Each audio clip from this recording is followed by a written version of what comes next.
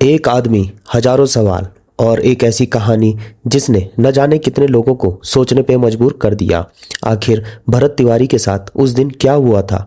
क्या यह सिर्फ एक घटना थी या फिर उस सिस्टम की एक तस्वीर जिसके बारे में आम लोग अक्सर बातें तो करते हैं लेकिन खुलकर बोलने से डरते हैं।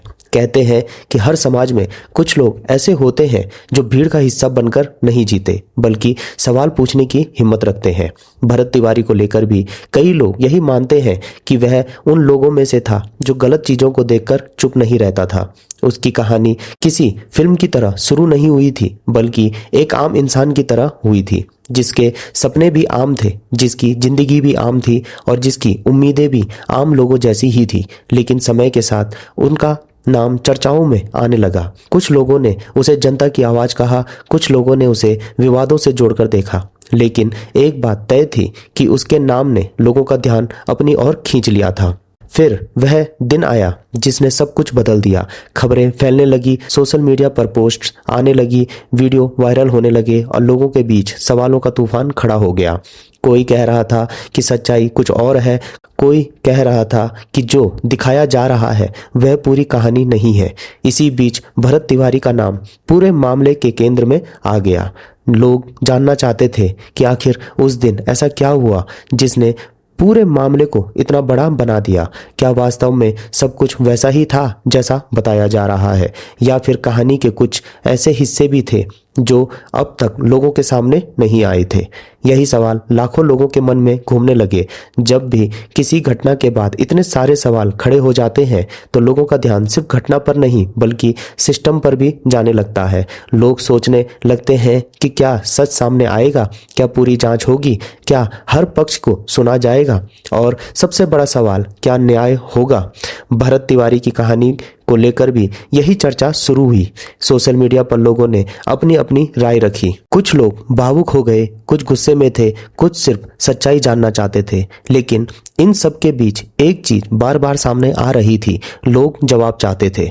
क्योंकि जब कोई घटना चर्चा का विषय बन जाती है तब सिर्फ नाम नहीं बल्कि उससे जुड़े सवाल भी लोगों के दिल में जगह बना लेते हैं।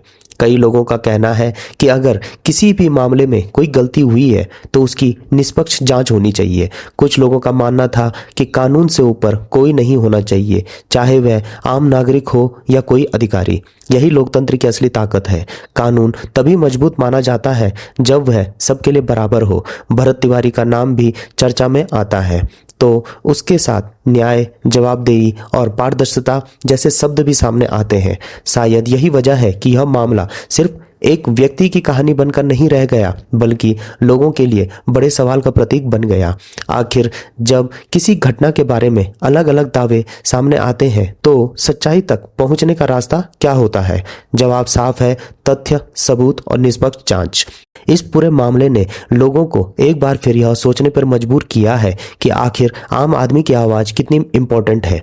क्या किसी नागरिक को सवाल पूछने का अधिकार नहीं होना चाहिए? क्या किसी घटना की निष्पक्ष जांच की मांग करना गलत है?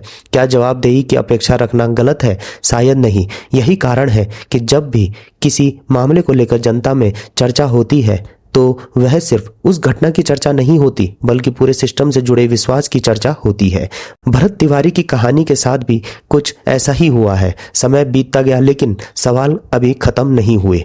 लोगों की जिज्ञासा बनी रही। हर नई जानकारी के साथ नई बहस शुरू हो जाती थी।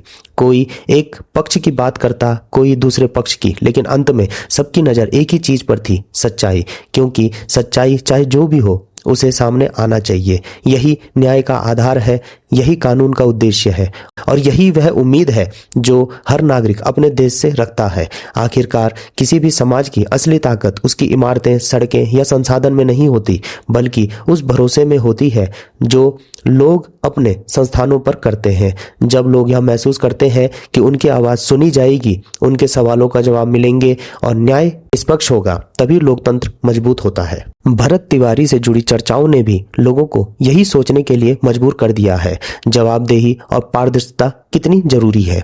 शायद यही कारण है कि यह मामला एक नाम तक सीमित नहीं रहा बल्कि एक बड़े सामाजिक संवाद का हिस्सा बन गया है।